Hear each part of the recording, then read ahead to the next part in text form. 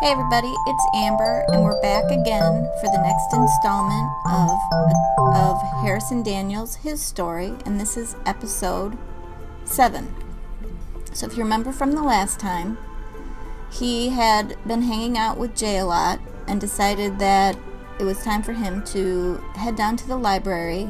He wanted to see if, he could work on his investigation.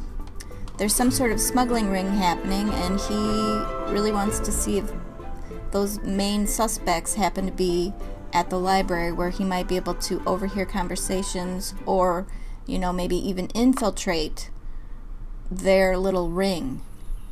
So he's here, and the first person he sees is Liberty. And so he's like, well, let's hang out. We're buddies, so why not? And maybe it would relax the suspects, because if you can tell, there's a couple of them right there. There's Nancy Landgrab and that Colton Sisk, he's always had a very strong suspicion of, even from the very beginning, from his first meeting.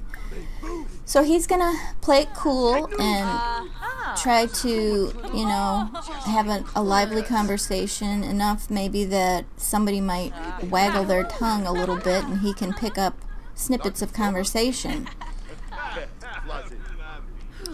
And so they're having a good conversation, and he really does like Liberty, but I think he thinks of her like a sister or a bud, not really anything beyond that. So Nancy, she's almost like she's eavesdropping a little bit.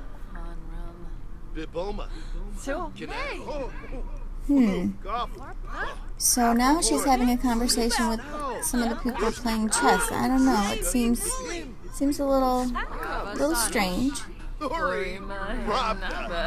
So people are coming and going. Oh, that seemed like a signal. That woman in the yellow jogging suit stood up, snapped that book shut, and there was a mass exodus from the library. I wonder if there's some sort of meeting at some other venue, or maybe something's going down right now. At any rate, Harrison is getting some, suspicious tingles happening, and he thinks maybe it might be time to head to another place, see if maybe he could follow the trail, possibly. First he's going to say goodbye to Liberty and see where he might head off to.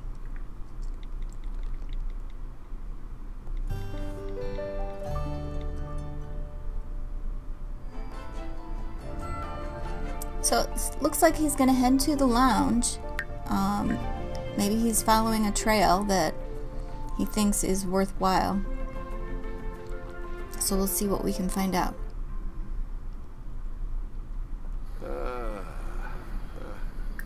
So he's gonna head on in.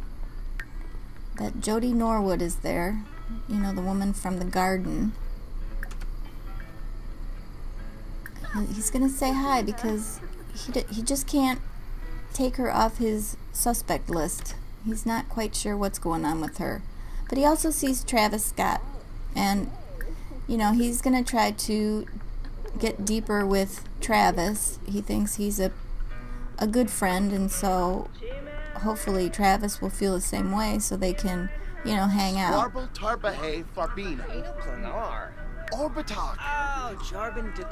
It's not a whole lot of people here. It's kind of quiet.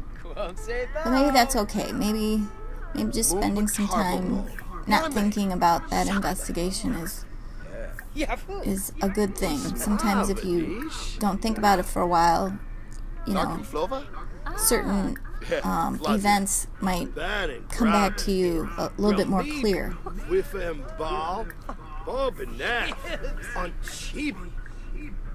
So they are having a nice conversation. Some more people are coming in and out. And Jody is having a good time dancing.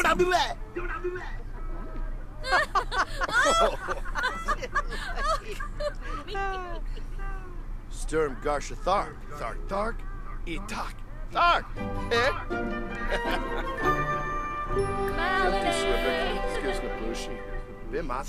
Alright, so looks like they're having a very lively conversation. A couple of jokes thrown in there. I'm not sure I don't think he's concerned about Travis being involved in this thing, but you never know. He has to keep an open mind and can't really bring his personal views into it. But he's hoping that that would not be the case. So at any rate, he's going to head on home. It's getting kind of late, although he does have another day off tomorrow. But, you know, he wants to kind of check around his house before he heads off to bed. Maybe he can write up some sort of preliminary report adding to what he already suspects about this smuggling ring. I think he almost feels like he can pinpoint one of the leaders, but he just wants to really make sure before he points that finger.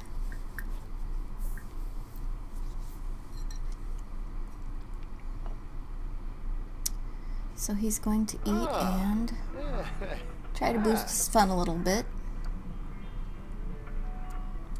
He needs to stay in a good mood, and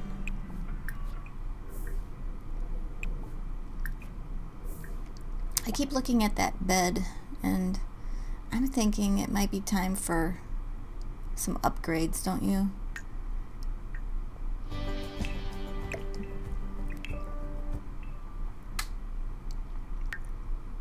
And I also noticed when I went into his inventory, he had an item that he got from a promotion, so we're going to utilize that too.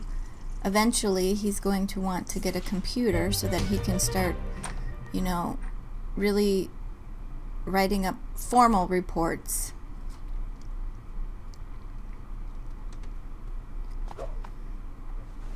Alright, so he's going to head off to bed, and we'll see what tomorrow can bring for him.